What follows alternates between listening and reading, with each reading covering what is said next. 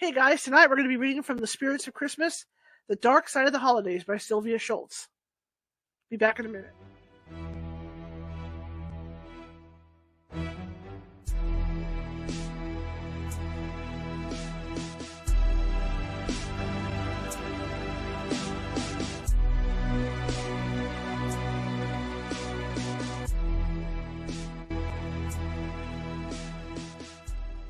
Grab your popcorn and snacks. Find a comfy spot, take a seat or lie down, and let me transport you to a place of fantasy, ghost stories, ancient legends, odd creatures, alien encounters, and other magical topics.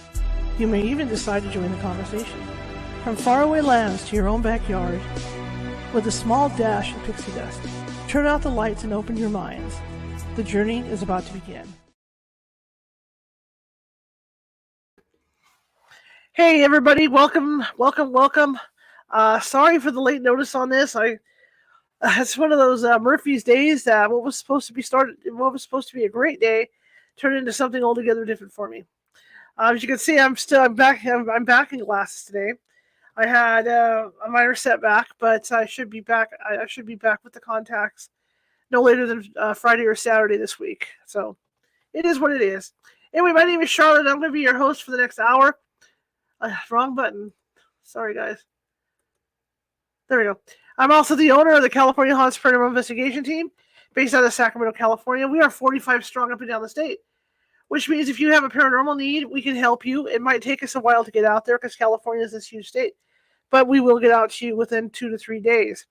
In the cases where we can't get out to you right away, we do have mediums on staff who can phone you and talk to you about what may not be going on in your particular situation. And if it is paranormal, they can settle that energy down until we get out there. Okay, that being said, again, I apologize for the short notice on this. I gave you guys like 2 hours notice today. Hang on. But, just a minor setback. As you can tell, I'm feeling better. I'm not coughing as much. I might cough a little bit during the show, but not like it was. It's dry. It's tapering off more and more, so hopefully it keeps doing that. If you're watching from Facebook, and a lot of you are, and you like what you hear tonight, please be sure to follow if you haven't done so already, and show me some love and give me some thumbs up and some happy faces and things like that. Because what that does is that Facebook sees that and puts it out to the algorithm, and it relays the show out to more people. Okay, same thing over at YouTube. There's more than 800 videos sitting over at YouTube, and if you like them and comment in the chat room and all that good stuff, then YouTube will send us out the same way out to more people. So help us out a little bit. And again, thumbs up, happy faces, and all that good stuff. If you haven't done so already, please subscribe to our YouTube page. We've got, like I said, more than 800 videos over there. The majority are categorized, so you can go directly to cryptids or whatever you want to read about, and you can pick whatever guest you want to read. So listen to. Good God. All right, so please do that. That being said, you can find California Haunts on Facebook. It's under California Haunts Paranormal Investigation Team, California Haunts Radio, California Haunts Ghostly Events, the Sacramento Sears Psychic Team. You can also find us on Instagram under Ghosty Gal, and you can find us over at TikTok under California Haunts, and you can find us on Twitter under Cal Haunts and Twitch under California Haunts. We also have a meetup site, and that would be the California Haunts Paranormal Investigation Team meetup site. All right, I think I got everything. Pretty much, we do have a Discord, and I'll be getting that link set up for you guys for that, so we can do some really cool chats afterwards. And we also have a Patreon, California Haunts Radio Patreon. We're trying to get things organized for that this year. But anyway, I'm glad you guys are here tonight, and I hope you enjoy the read. We're still reading from the Spirits of Christmas, The Dark Side of the Holidays. And I think we're getting really close to finishing that book off. So once we get done with that, I'm going to move on to my library from the 1900s, and we're going to look at some older ghost stories and see how things differ from what people experience later on. Okay, so I'm real excited about that. We will have a couple events coming up for you guys. One will be a ghost hunt that you can go ghost hunting with us on. The other, I put my paranormal team back together essentially, and That's going to be interesting, and that I'm going to have them trained, and we're going to be doing live ghost hunts from not so much the residentials, but different commercial places, and you can watch it, and you can watch those live. So we're starting to organize those. But anyway, welcome, and I'm going to be reading for about an hour from the book. And if I finish the book during this hour, I do have another book ready to go from my online source, so we can get going with that one. But for the most part, we're going to try and read from the spirits of Christmas, the dark side of the holidays. But an interesting book. We're at the part where we're talking more about December and the month of December, and I kind of noticed a pattern with December 7th. I mentioned that. Thank you. I mentioned that during the last show about the Pearl Harbor Day was December 7th, but there's a lot of things that people go through on December 7th. Plus, you see a lot of ghostly activity on that day.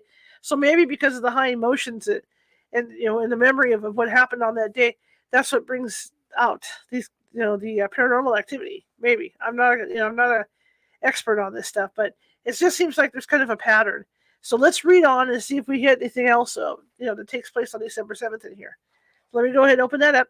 And Michelle, if you're listening tonight, I want to take you up on your offer. I would really appreciate it. So contact me over on Facebook, or shoot me an email at caesarsghost@yahoo.com. That's CESARSGHOST@yahoo.com. And then we'll see what we can do about that. Great offer. I really appreciate it. So up with my antiquated tablet. And I think if I put anything else on this tablet, the springs are going to go popping out. If it had springs, it would be like bling. That would be the end of the tablet. Gotta love AT&T, right?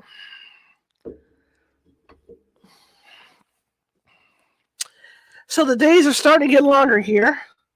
Little by little every day now. As we start to look forward to spring, which is really cool. I mean, I said a lot of stuff I want to do in my yard, and that's going to be coming up soon here. And I'm excited. I'm excited to see the change, because I don't like the cold. I don't mind the fall.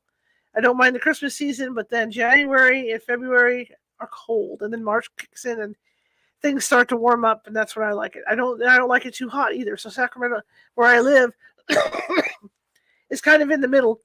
And so I'll get the extreme heat and the extreme cold, but we also get this middle area where it's really nice in the spring and in the fall. But everything else, I hate it. I hate the rain. I hate the whole thing. I'm not a rain lover. Okay, let me get this in, and we should be almost done with this book. It may be today. I don't know. We're going to find out. Excuse me. But you'll notice I'm not coughing as much.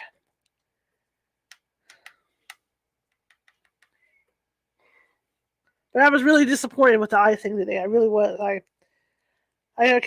looked at the doctor and I said, when can I get the contacts back in? She was real good about it, real patient with me. It's frustrating. Okay, we're going to talk. All right, so we are reading for an hour. It's till 7:38 p.m. St. Mary's Church. The town of Crompton, Rhode Island. The town of Crompton, Rhode Island, now part of West Warwick, began in 1807 when a cotton mill was built on the Patuxent River. The town thrived with all the success of the mill. In the 1840s, the potato famine struck. What the heck? Yeah, okay. In the 1840s, that's because it just shifted gears on me. The potato famine struck Ireland, and Irish immigrants, skilled textile trades, immigrated to America. Many of them were drawn to the employment offered by the mill at Crompton. Unfortunately, the area had originally been settled by English Protestants. The Irish Catholics who moved to the area, a generation later, found it firmly entrenched in intolerance. The closest Catholic church was in Providence, which was a good 10 miles from Crompton. Few of the mill workers could afford wagons and a 10-mile walk every Sunday, and they soon became onerous. And the walk became onerous. The Irish were desperate to build a Catholic church of their own in town, but the Protestants refused to sell them the land on which to build. The Irish Catholics finally found friends in Paul and Mary Doran. The Dorans bought a 1-acre lot that turned around and deeded it to the Roman Catholic Bishop of Hartford. In 1854, the ground was broken for the construction of a church. Mary Doran died young. In fact, she died soon after work was begun on the church. There were whispered rumors that her death was the result of a retaliatory curse flung by the enraged Protestants. Wow. Figures when I start reading it's going to do this. But whether Mary Doran's death had a supernatural aspect or not, it seems pretty clear that she is still very much a part of the church she helped to found. The small church holds an air of eerie mystery. Many members of the congregation, especially children, feel uneasy within its walls. Even today, some parishioners refuse to go into the church alone at night. Friar Edmund H. Fitzgerald, who was pastor of St. Mary's from 1984 to 1992, readily admits that he believes the church is haunted by the spirit of Mary Doran. He has been alone in the church countless times, and many times he would hear footsteps on the hard cedar floor. The footsteps would come up right behind him, but when he turned around, there was no one to be seen. Sometimes the church organ's majestic tones would ring out, even when the instrument was closed, locked, and covered with its cloth. As unnerving as these episodes may have been, though, Friar Fitzgerald says he never felt uncomfortable in the church or frightened of the invisible presence. Friar Fitzgerald experienced a very special aspect of the haunting one Christmas Eve in 1989 or 1990. He offered the Mass of the Christ Child that afternoon. By 5 p.m., the last of his parishioners had left, and Friar Fitzgerald was locking the church to leave himself. Suddenly, the tower bell began to ring on its own, pealing out over the church grounds. Friar Fitzgerald immediately went back into the church to investigate. Quote, the bell rope was moving up and down all by itself, but there was nobody in the church, he wrote later. That bell can only ring from someone pulling the rope. Even recent hurricanes did not cause the bell to ring in this way. Okay. But Friar Fitzgerald wasn't alarmed by the spectral bell ringer. What better time for it to ring, he said, than to celebrate the birth of the Christ child. All right. Next one is The Lady in the Pantry. On Christmas Eve in 1885, a canon living in Conshaft, Ireland, was relaxing at home in the rectory when his cook came into the room. Nervously, she pointed out that there was a strange noise going on in the kitchen. It sounded to her like the noise of a heavy wagon rolling past a rickety house. The canon had no idea what to make of this, but his cook was obviously alarmed. So he called another servant, and the three of them, canon, cook, and manservant, went down to the kitchen, which was in the basement. By the time they got to the kitchen, the house was vibrating, as if in the grip of an earthquake. But none of the furniture or dishes were being jostled. They were all perfectly still. The two servants were on either side of the canon, each holding onto an arm, terrified at the eerie disturbance. Suddenly, the vibration stopped. But beyond the closed pantry door, the three of them could hear a tremendous racket.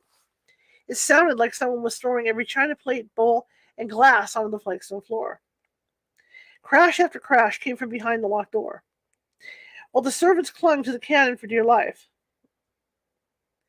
The door was locked, but the key was in the lock, and the canon decided to open the door and investigate. He reached for the door, but before he put his hand on the key, the locked door of the pantry swung wide open. A tall woman glided out of the pantry. She was wearing a loose white dress with a short black cape around her shoulders. The canon was paralyzed with fright, and his two servants were holding onto his arm so tightly in their own fear that days later the canon had bruises from the panicky grip of their fingers. The canon wrenched away from the servants to follow the ghost, who had moved across the kitchen to the stairs. When the ghost reached the bottom of the stairs, it vanished, and the canon's two small boys, in their bedroom, 3 stories above, started screaming. The three thundered up the stairs to the boys' bedroom. The boys were shaking, terrified at the ghostly intrusion. The older boy, who was 10, told his father that he'd been lying awake in his bed waiting for Santa Claus. But instead of the jolly old elf, a strange lady glided into the room and then went back out, and she hadn't left any toys. The canon and his servants searched the rectory from top to bottom, but they found no trace of the lady in white. And when the cook opened the pantry door, which was still locked, she found no broken china and nothing was disturbed. Mrs. Eustace returns. The dead must leave us for a while, it's true. And sometimes our grief at losing them can feel overwhelming. But if we are lucky, our loved ones will find a way to let us know they still care for us, even beyond death. Dr. Eustace's wife died early on Christmas Day in 1932. The widower was devastated by his loss, but he believed that his wife's spirit lived on, and that they would someday be reunited. But as the bleak days and weeks without her wore on, Dr. Eustace drew his grief around him and resigned himself to her loss. After about 7 weeks after his wife's death, Dr. Eustace was taking an evening stroll in his garden. Suddenly he stopped in his tracks. There, in the fading light of the setting sun, stood his beloved wife. Dr. Eustace. Dr. Eustace later wrote about the experience. She stood looking straight at me, as though she had been expecting me. Her face and figure were as distant and as clear-cut as in life. She gazed intently at me. Translated into words, her expression would have been well rendered by, "How stupid of you! Why so foolish?" I believe that I smiled, and that my face reflected my joy. But the surprises were not yet over for Dr. Eustace. His wife's friend, Mrs. Welch, came by to offer her condolences. During their conversation, Mrs. Welch claimed to have seen Mrs. Eustace on Christmas Eve, the night before her friend had died. Mrs. Welch had attended the midnight service at the convent of Poor Clares. She had gotten to the church at 5 minutes before midnight, and she said Mrs. Eustace had been at the church too. Mrs. Eustace had greeted her friend and taken her by the arm, helping her to her seat with a smile. When Mrs. Welch had learned the next day of her friend's passing, she realized that of course it hadn't really been Mrs. Eustace at the church, but that her friend's spirit had been the one to help her to her seat. As Mrs. Welch spoke of her experience, Dr. Eustace recalled something else about that Christmas Eve. As he stood by his wife's bedside, he had noted that she lost consciousness at 11:55 p.m., the exact time her spirit was guiding Mrs. Welch to her seat at the church. The Phantoms of the Mamie are mine.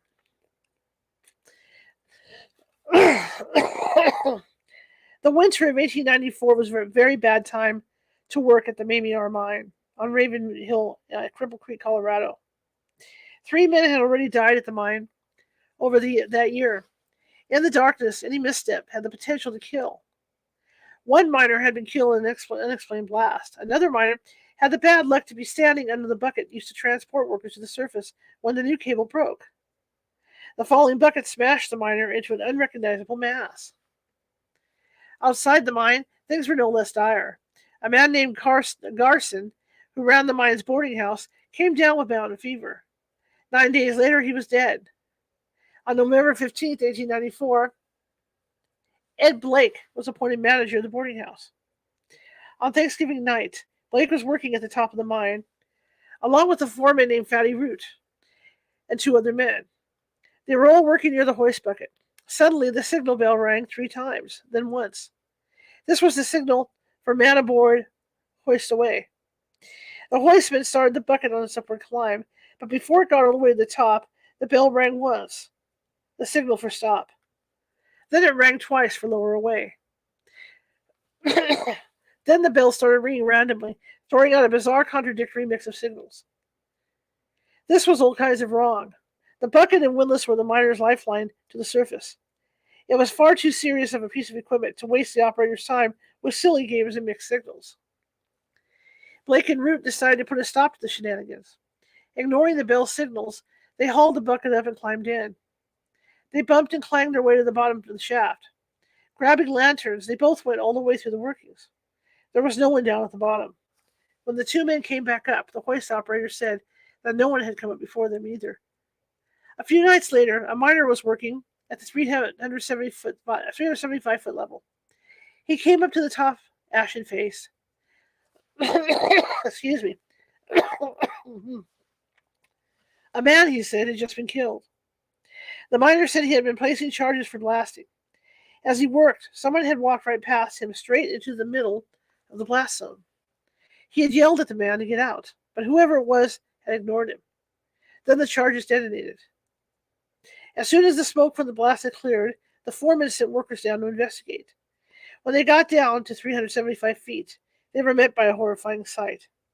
A man stood in the lantern light, blood streaming from several ugly gashes on his head. One of his arms had been blown off. He stood with it slung smartly over his other shoulder like a rifle. The men were appalled at the sight of the mutilated miner, but they were astounded he was still alive. They yelled at the man, but he ignored them. Perhaps, and quite rightly. He was in shock. One of the rescue parties stepped forward to take the miner's good arm, and his hand went right through the injured miner. The shift boss grabbed the drill and poked at the man, and the drill swished through the specter, as though the man was made of smoke, not flesh and blood. The ghost brushed past the men, headed for the bucket, and rode up to the top. The rescue party waited until their racing hearts had calmed down.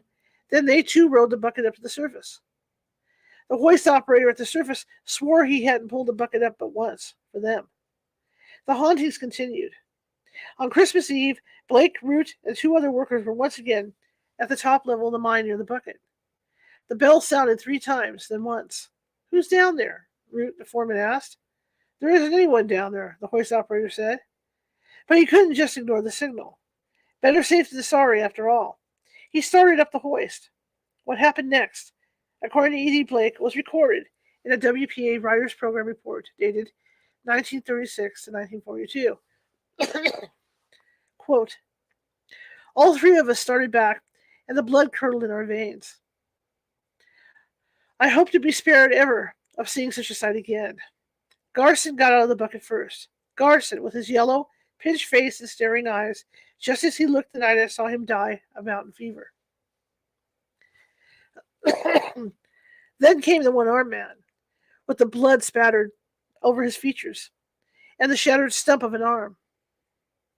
Between them, they lifted out the body of a poor fellow, lashed to a plank, and laid it on the platform. Then the one-armed man reached down in the bucket and brought out his arm.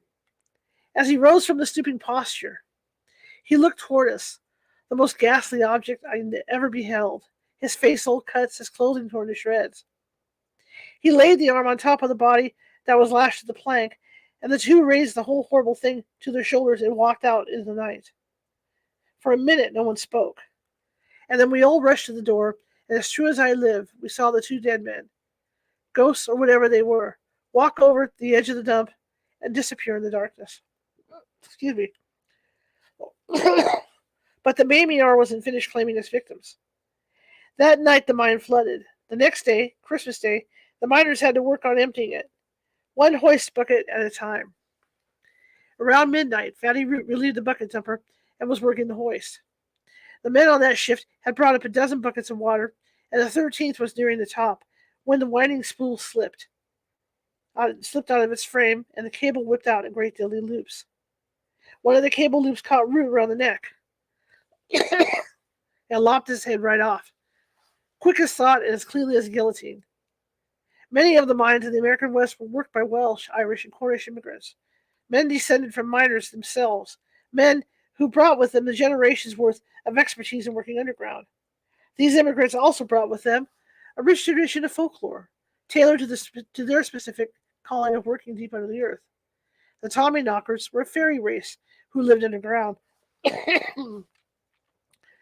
Sometimes these pixies were helpful, locating miners' lost tools, leading them safely out of the tangle of mine shafts, or warning them of impending cave-ins. But sometimes the Tommy Knockers could be maliciously manipulative. They would, they would steal tools and lunches. They would tap a miner on the shoulder and laugh at his confusion. And sometimes their tricks were deadly. The Tommy Knockers would toy with senses done dull in unrelenting darkness. They would pretend to be a lost child crying for help, luring miners deep into an unshored shaft, leading them into a very real danger of a cave-in. The miners claimed they could tell when the Tommy Knockers were around. They spoke of feeling of being watched, but if a miner whipped around to catch the culprit, all he would see was a skittering shadow, a shadow that would disappear right into a rocky wall. The miners also spoke of hearing voices, unintelligible whisperings, that would melt away maddeningly into the dark. When they did catch glimpses of their tormentors, It was a horrifying sight. The evil imps were said to be 2 to 3 feet high, thin and wiry, with eyes that glowed a sullen red in the black shadows of the mine shafts. The Mamie ore mine closed shortly after that Christmas Day tragedy of 1894. There is no record of that particular mine, or as the mining records of the State Bureau of Mines for Colorado only began in 1895. But perhaps, in abandoned mines somewhere in the rocky wilderness of Cripple Creek, Tommyknockers still chatter in the darkness, and dead miners still travel up and down in the derelict hoist, still toiling in the mines decades after the accidents that stole their lives. I can vouch for Tommyknockers. We've done a lot of investigating up in the California gold country, with all the gold mines and silver mines up there.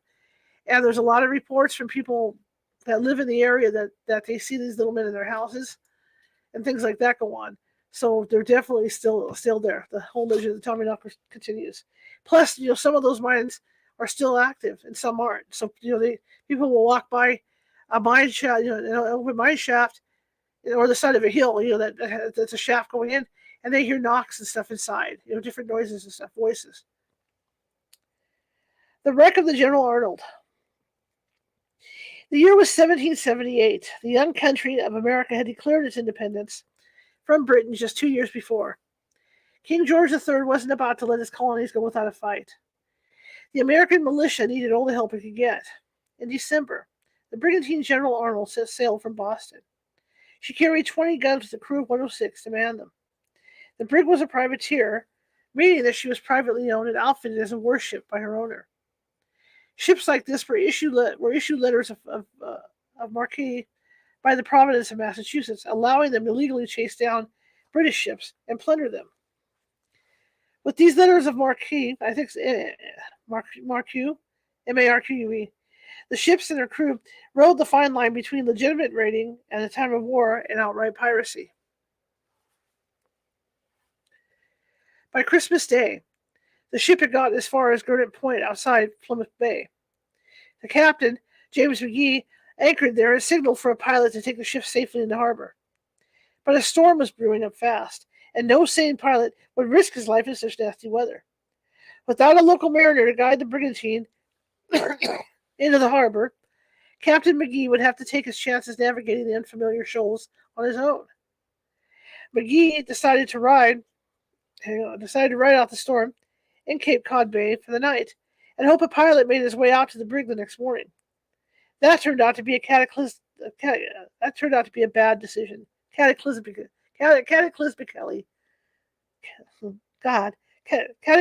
bad decision. What is it with me in these words? The storm grew worse during the night. General Arnold, already dragging anchor, went around on White Flats in Plymouth Bay. The ship was still a mile off, a Plymouth shore, and being forced further into the sand. Then the tide went out, leaving the ship stranded and listing in very shallow water. As the storm that had been menacing the ship turned into a deadly nor'easter. I apologize for the coughing. I haven't done this in a couple days. For 3 days, wind and snow pummeled the General Arnold. With temperatures plummeting, the snow froze to the sails and lines of the ship.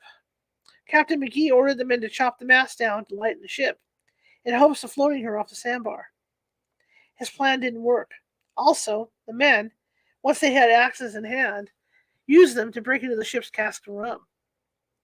The men went below decks to wait out the fury of the storm, but under the force of the pounding waves, the seams split, and frigid water poured into the ship. The men were forced back up onto the deck into the wind and snow. Then the tide came back in, waves washed over the deck, adding to the misery of the already freezing crew. There was one small boat on board. 3 of the men decided to take the yelp and rowed ashore for help. They risked being battered to pieces by the pounding waves, but they decided it was worth a try. It's unclear whether they came up with this plan on their own, or if they had Captain McGee's permission to make a run for it. The men piled into the yawl and were able to row to a frozen part of the bay, where they walked across the ice to a schooner that had gotten trapped. The 3 men who made their escape never did come back. Around sunset on Saturday, December 26th, the tide went out again. The brig was no longer battered by the pounding waves, but during the night, the wind shifted to the northeast, bringing bitterly cold temperatures. Soon enough, the tide came back in, with accompanying waves. Unable to seek shelter below decks, the men were exposed to the cold on deck. Sailors, clinging to the ropes of the rigging to avoid being washed overboard, froze to death where they were. By the next morning, 30 of the men were dead. The survivors stacked the frozen bodies to provide a windbreak as the storm's fury lashed the decks. As the snow continued to fall thick and fast, the waves battered the decks. The stacked corpses froze into a solid wall of flesh and wet clothing. By Sunday, December 27th, the townspeople of Plymouth realized the brig was stranded on White Flats. Wow. They tried time and time again to row out to the founder's ship, but the storm was still too strong, and Plymouth Bay was a churning mass of ice floes. The crew was forced to wait for another agonizing night. The morning of December 28th brought hope. The people of Plymouth, desperate to provide some help to the suffering crew of the ship, had worked through the night piling ice floes together to form an enormous bridge out to the sandbar. After 3 days of bitter cold and howling winds, the storm broke. The people of Plymouth cautiously ventured out onto the White Flat. The storm had brought such vicious cold that the salt water in the harbor was frozen. The townspeople, bundled against the cold, walked over to the bridge of ice to see if anyone was still alive aboard the stricken ship. 70 men were dead. Excuse me. The townspeople dragged sleds over the ice bridge to rescue the survivors. 33 survivors were led, shivering to warmth and safety on shore. Of those men, 9 died later. Then, the gruesome task of recovering the frozen bodies began. Excuse me. Guess I did too much today. Maybe that's the deal. Quote, here was presented a scene unutterably awful and distressing, wrote a witness. It is scarcely possible for the human mind to conceive of a more appalling spectacle. The ship was sunk 10 feet in the sand. The waves had been for about 36 hours sweeping the main deck. 70 dead bodies frozen into unimaginable postures were strewed over the deck. The townspeople of Plymouth decided to lay the bodies in the courthouse, as it was one of the largest buildings in town, with plenty of floor space. There was, however, one horrifying flaw in this plan. The bodies of the sailors that had been stacked to provide a grisly windbreak to the General Arnold's deck were now frozen into a solid chunk, far too big to fit through the courthouse door.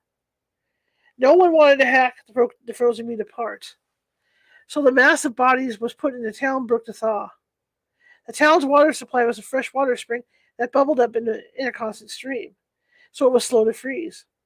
The fresh water helped to thaw the bodies enough that they could be pried apart. The bodies were arranged in rows on the courthouse floor. While thawing the bodies, the rescuers noticed something odd about the corpse of Barnabas Downs, the 12-year-old cabin boy. A fresh tear seemed to leak from his open eye. Suddenly the boy blinked. He was still alive, although paralyzed with hypothermia. Downs was saved, although he lost both of his feet to frostbite. He lived into his 50s and wrote a memoir of his experiences. In the book, he wrote that as bad as losing his feet was, the pain of getting thawed out was many, many times worse. In the end, several of the bodies were claimed by relatives, but many of the sailors had simply signed on to the ship in Boston, and Captain McGee hadn't had the time to add them to the ship's log. They remained unknown, and no one came to claim their bodies. After a couple of weeks, the townspeople realized that even in the cold weather, the corpses had to be buried, and soon. Around 60 unclaimed bodies were buried in a 10 by 20 foot pit on Burial Hill. The pit, probably a rubbish dump that had been dug before the ground froze, was pressed into service as a mass grave. Captain James McGee lived on and had a successful career as a merchant captain. He died in 1801, and at his request, his body was buried in the mass grave that held the bodies of so many of his comrades. This tragedy left a stain on the courthouse in Plymouth, both figuratively and literally. It's said that the floorboards were so saturated with blood and body fluids that they had to be taken up and turned over. And the psychic residue has led to active hauntings that continue even today. Janice Williams, leader of the Dead of Night Lantern Tours in Plymouth, tells the story of the wreck of the General Arnold with ghoulish relish. Of course, that's the way she tells all the stories on her tour. She describes the sound you might hear if you stand in the ladies' restroom, which is located in the basement of the courthouse. It's a shuffling, sliding sound, the sound of freshly thawed bodies being dragged across the courthouse floor and arranged in row after row. She will show you the picture of her phone on her phone that shows 3 young cabin boys peering out of one of the courthouse windows, and another picture of one of the dead sailors. These pictures are also posted on the Dead of Night Tours website, www.deadofnightghosttours.com. And Janice will warn you with glee that if you are a woman visiting the courthouse museum, you might feel a friendly arm slide around your waist in an affectionate hug, but it's not anyone you know. When you turn around to smile at your companion, there's no one there, just the spirit of a lonely sailor looking for warmth and maybe a smile from a pretty girl. Up in flames. Let me check something really fast, you guys.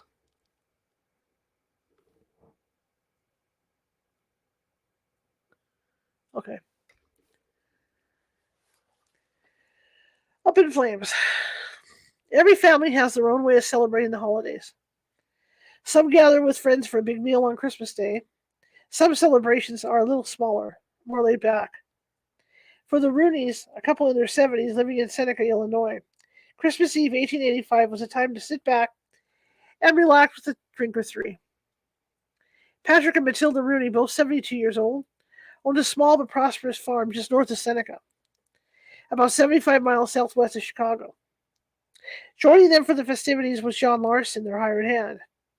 Neither Patrick nor Matilda were shy about lifting a glass. Patrick kept his little brown jug of whiskey topped off once a week. Handily, his son-in-law, Michael Murphy, who lived nearby, owned a saloon and was happy to keep his father-in-law in booze. That night, Larson came in from doing his chores. Patrick and Matilda were already enjoying a cup of Christmas cheer. Larson had 2 glasses of whiskey, then went off to his bedroom, which was on the second floor of the house, just above the kitchen. He had chores to do in the morning, but the Rooneys decided to stay up for a while longer. Larson woke up in the middle of the night. His eyes itched, his throat was scratchy and raw, and he had a hard time catching his breath. He thought miserably that he might be coming down with a cold.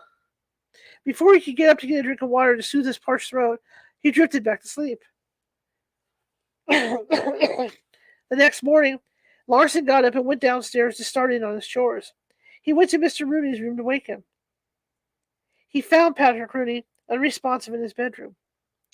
Larson, concerned that Rooney had passed out after a night of drinking, tried to wake Rooney to help him to his bed. But after shaking Rooney a few times, Larson realized that the old man was dead. Larson hurried to Matilda Rooney's room, but his boss's wife was nowhere to be found. Larson began to work out what had happened. He figured that maybe the Rooneys had had a fight. Matilda had killed Patrick and then run away. Larson walked to the Murphy home and told the family of his theory.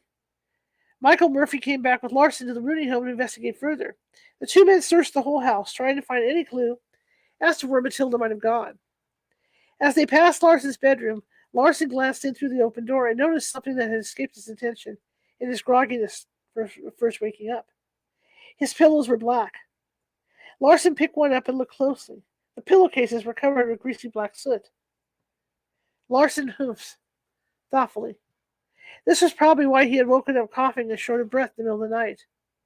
The 2 men searched for Mrs. Rooney ended in the kitchen. The stove, the table, the chairs were all covered in the same black slick of soot.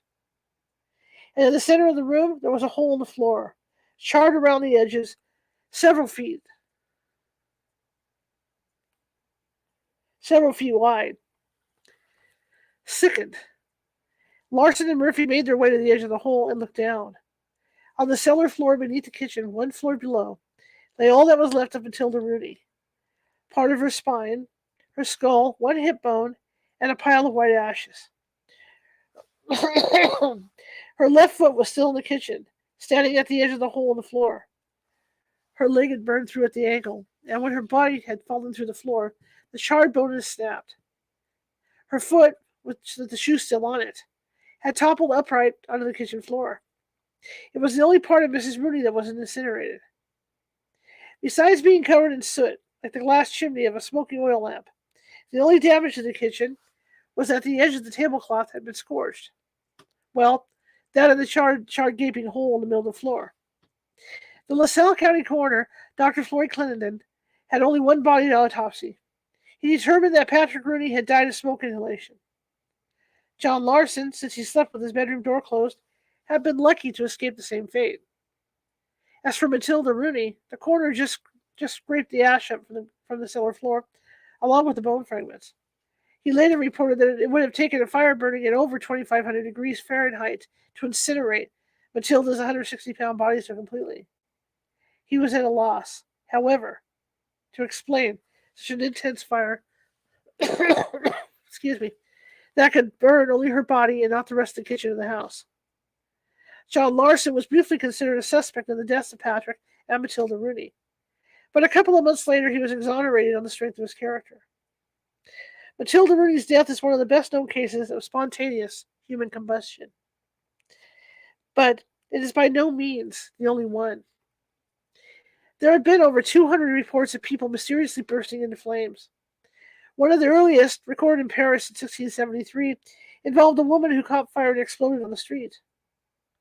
Witnesses said she had been drinking, which seems to fit the pattern of alcohol involvement in cases of SHC. Victims are also usually heavyset, and they're often female. Strangest of all, nearly all the reported cases of SHC have occurred in the Northern Hemisphere, many of them during the winter months. Sadly, the Rooney's reputation suffered after their grisly ends. The Ottawa Republican Times ran their story on December 31st, 1885, with the judgmental headline, "Tragic End of an Old Couple Whose Weakness Was the Cause of Their Sad Demise." Even some of their descendants believed that the deaths were the result of divine retribution for the Rooney's excessive drinking on Christmas Eve. All right. A little sip of water.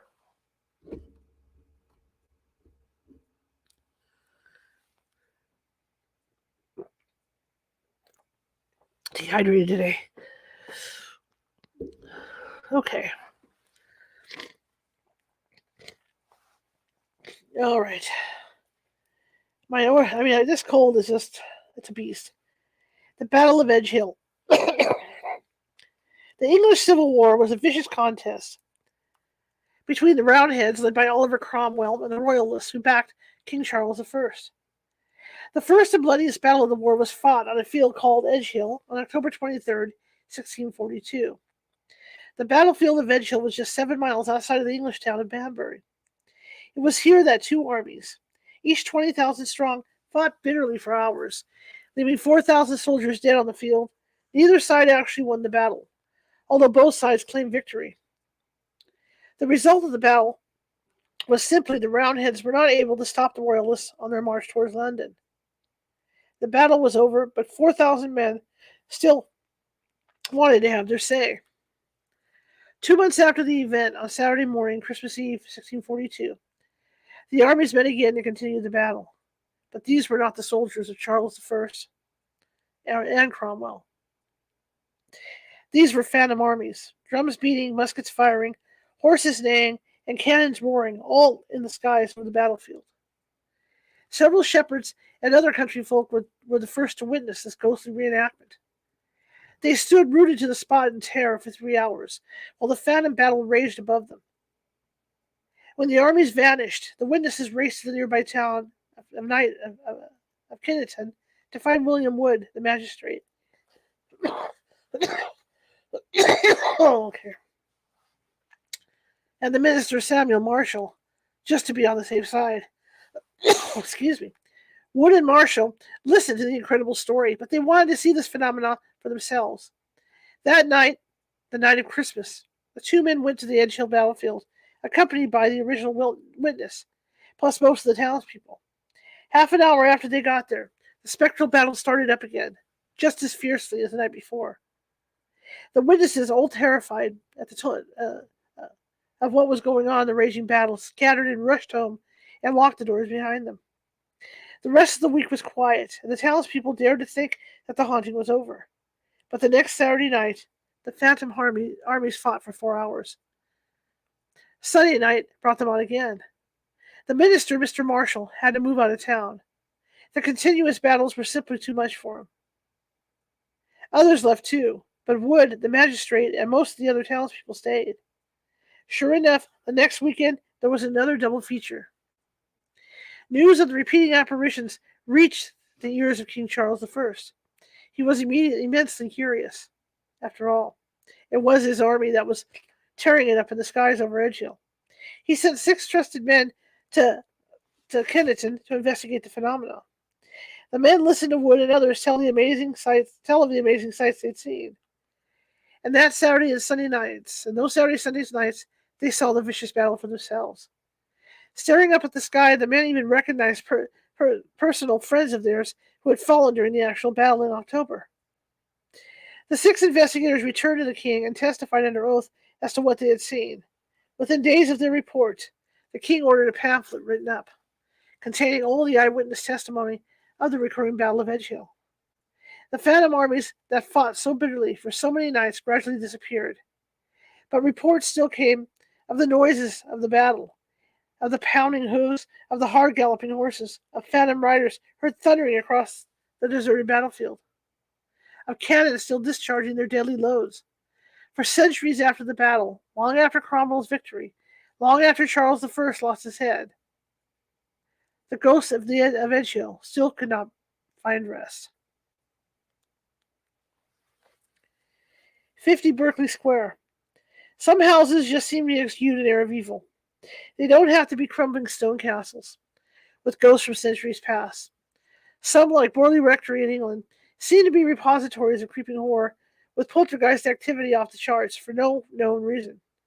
Some, like the Letts home in Amityville, were the scene of some ghastly crime in years past, the stain of which still clings to the walls and permeates the air. And some houses are just plain creepy for no reason. A shut-in died in the house decades ago, or a mass murderer was rumored to bury the bodies of his victims in the cellar floor. For whatever reason, real or imagined, people talk about certain houses in hushed tones, and kids cross the street to avoid walking past them on their way to school. 50 Berkeley Square is such a house. Built in the late 18th century, the home was in a fashionable district of London. But there was always something unfashionably off about the house. Prime Minister George Canning, who lived in the house until his death in 1827, complained of hearing strange noises in the house. The hauntings really began, as far as anyone can tell, in the 1830s. Apparently, a maid went mad with fright when something suddenly appeared in her bedroom. One account, published in a magazine of the day, said that she was found standing in the middle of her room, rigid as a corpse.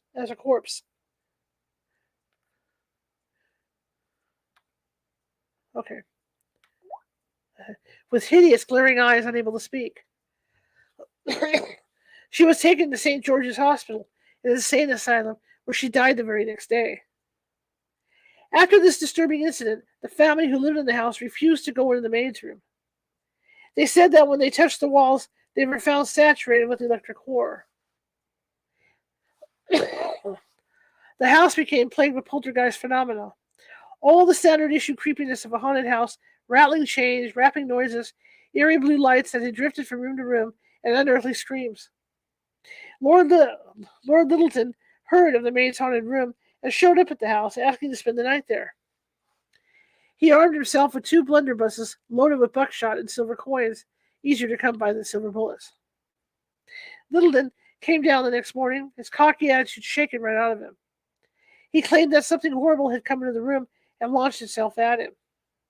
He was able to fire one of the guns at it, and it disappeared. Littleton couldn't describe what it was he'd seen in that room. Another visitor, Sir Robert Warboys, was deeply skeptical of the whole idea of a haunting.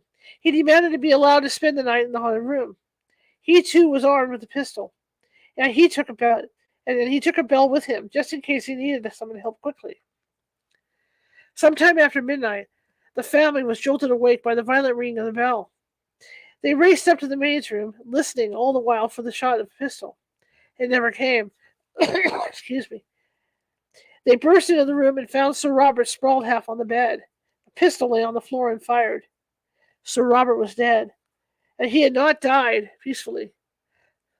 I don't know why this turns bad after, because it's nighttime, I guess. His wide-open eyes stared unseeingly at some unspoken horror, and his lips were drawn back over his teeth in a feral grin of fear. Sir Robert Warboys read the coroner's report, had been frightened to death. In the 1850s, reports of the haunting began to circulate more widely in the neighborhood. In 1859, a man named Myers bought the house in 50 Berkeley Square. The story goes that he had been jilted by his beautiful fiancée. He retreated to an attic room of the huge house and slowly went mad as the once gorgeous home fell into disrepair.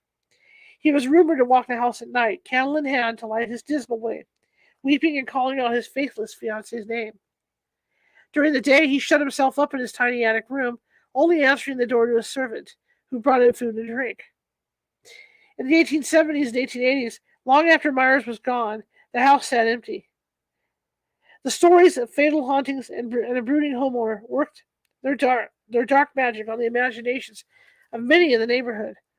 The neighbors spoke of ghostly phenomena disturbing the peace of Berkeley Square. At number 50, windows were thrown open, bells ring stridently at all hours of the day and night. Gosh. Stones and books were tossed outside, and the furniture was thrown around the house.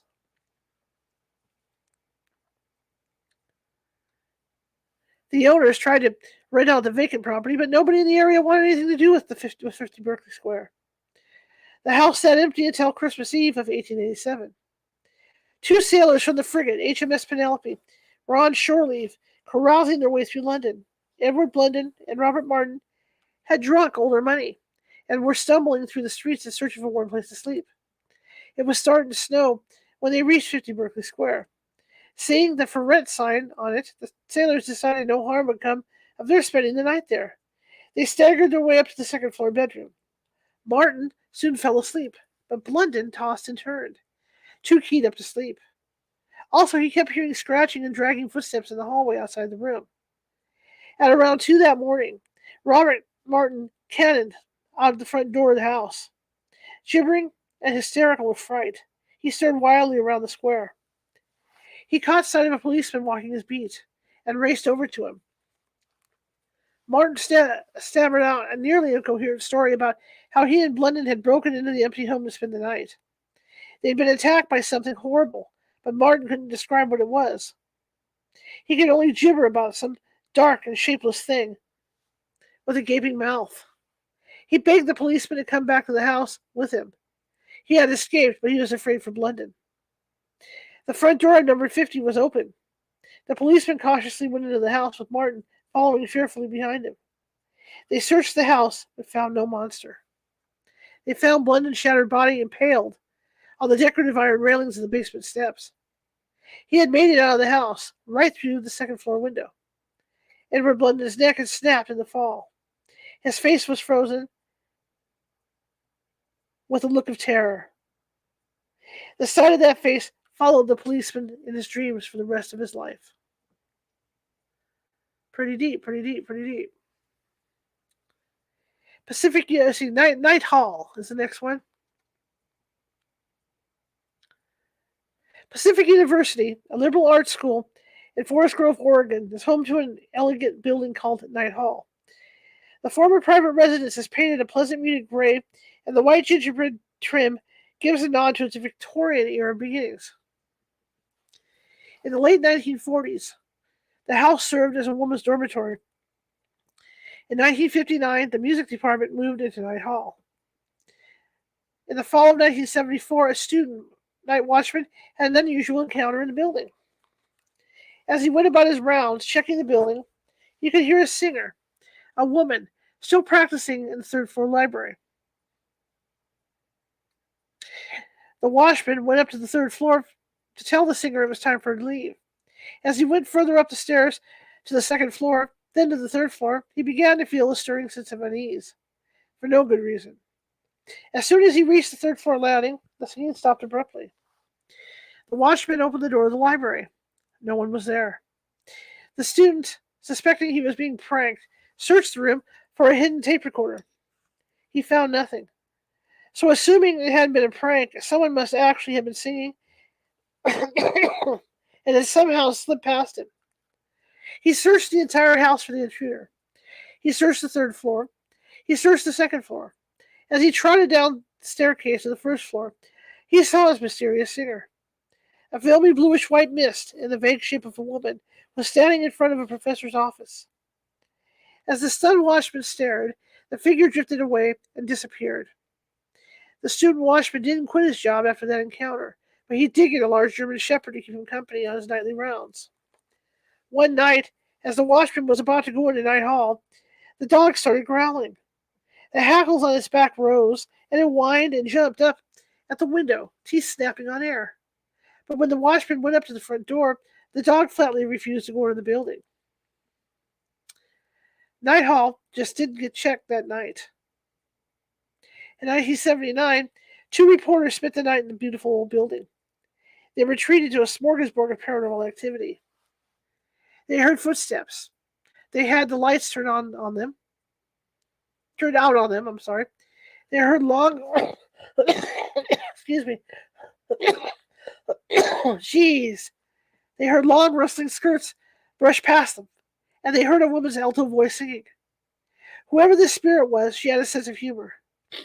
One of the reporters sat down at the piano and began to play, hoping to attract the spirit's attention. A female voice whispered in his ear, "Oh, please stop." Not once, but twice. The reporters came back with some friends the next night. When one of the friends sat down and played the piano, everyone in the room heard a heavy, long-suffering sigh. The ghost of Night Hill was nicknamed Vera, on the strength of an Ouija board session held in 1969. A spirit said her name was Vera Herrick, daughter of John Herrick, and she had been a student at the university from 1883 to 1887. Interestingly, Reverend John Herrick was president of Pacific University at that time. But when investigators checked school records, they discovered that Reverend Herrick did not have a daughter named Vera. The only Vera the researchers uncovered was Vera Carolyn Jackson, who was a music student at the university from 1902 to 1904. This presents a problem with the timeline of the haunting. Night Hall didn't become the music building until 1959. There's also the fact that the first reports of a haunting in Night Hall date back to 1949, when it was still a woman's dorm, 10 years before the music department moved in. Whether the spirit is Vera Herrick or Vera Jackson or someone else entirely, the fact remains that Night Hall is most definitely haunted. In the early 1980s, Dr. Donald Schweda, a retired music professor, came to the building on Christmas Day. He wanted to record some music, and a home filled with families celebrating the holiday was not the place to do it. While Dr. Schweda was in the middle of recording, he heard footsteps coming down the corridor. Annoyed, the professor walked quietly to the door. He was not about to have someone speak and inadvertently ruin the tape. This was precisely what he had hoped to avoid by recording in the empty music building, instead of his noisy house. Dr. Schweda eased the door open to warn whoever it was to keep quiet, but no one was there. Attacked in a hospital bed. Hey guys, this is my good buddy, Lon Strickler. There you go, buddy. Who runs the blog Phantoms and Monsters, phantominmonsters.com. Is no stranger to the supernatural. He has made it his mission to search the world for accounts of the strange, unusual, and just plain weird. Lon goes looking for the paranormal on a daily basis, and, sometimes, the paranormal finds him. Lon posted a story on his blog about an experience he had in January 2017. He was in the hospital waiting to have some tests run. Suddenly, as he lay in his bed, he was attacked by some sort of female spirit energy. The spirit wrapped her hands around Lon's throat and started to choke him. He was able to fight the spirit off, but the experience stayed with him. When his nurse returned to the room, she asked, startled, Where did you get those marks on your throat? Intrigued by the experience, Lon put out a call to the readers of his blog, asking people to write to him if they'd had similar encounters. A reader who asked to be identified only as JCG wrote in to tell of something that had happened to a friend of hers. JCG's friend lived in Santiago de Cortaro, Mexico. She worked in a local hospital as a nurse. At around 4 a.m. on December 24th, she went to the break room to catch a quick nap. She had just laid down on one of the cots and closed her eyes when she felt someone slap her knees. Thinking it was one of her co-workers trying to get her attention, she sat up. As soon as she sat up, a spirit wearing a hospital gown attacked her. The spirit grabbed the nurse by the throat, trying to strangle her. She tried to fight it off, but the spirit grabbed her flailing arm. Desperately, the nurse started to cough. Desperately, the nurse started to scream for help, but the ghostly pressure on her throat muted her cries. Finally, her co-worker heard the commotion and came to find out what was going on. When the other nurse rushed into the room, the spirit flew out the window. Neither of the two women ever saw its face. The second nurse never even saw the attacking spirit, but she did see the angry red bruises on her co-worker's neck.